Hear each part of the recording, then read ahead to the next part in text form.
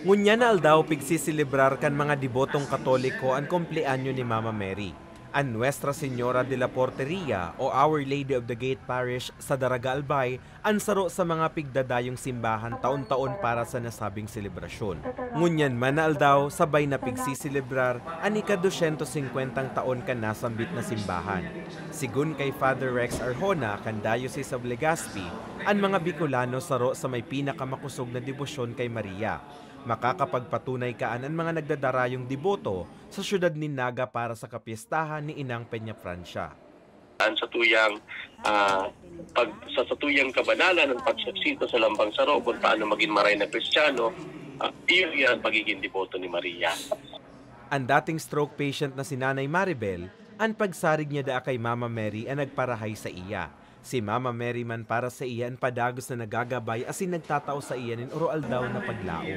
Ano manggiray kay Mama Mary ta, maski bakit kita nagtrabaho na dakol kitang pigigibo, data malingawan siya, permita siyang nasa isip ta, permi siya tang marumduman, magpangaji. Maski kita nagtrabaho, magpangaji manggiray kita.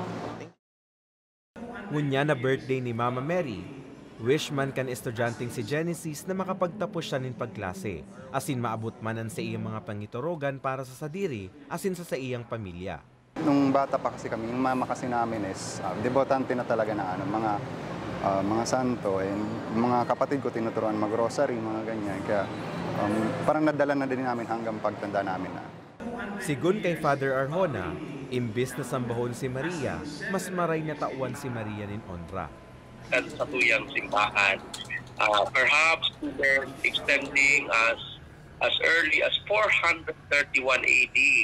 Ito pong 431 AD, itong panahon ito ang Konseho kan Efeso sa istorya kan simbahan, kung saan idiniglara kan simbahan na si Maria, ina kan Diyos, Theotokos o God-bearer. Sa iyang pupunan, nagdakula ini si Yesu Cristo na aki kan Diyos, ikadawag persona kan Santisima Trinidad.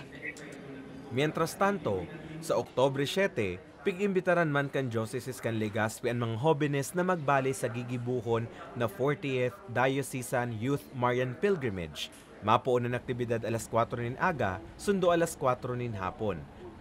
Ang pilgrimage pupunan sa Barangay Naga, Tiwi, asin matapos sa Diocesan Shrine and Parish of Our Lady of Salvation sa Barangay Oroan, Tiwi, Albay.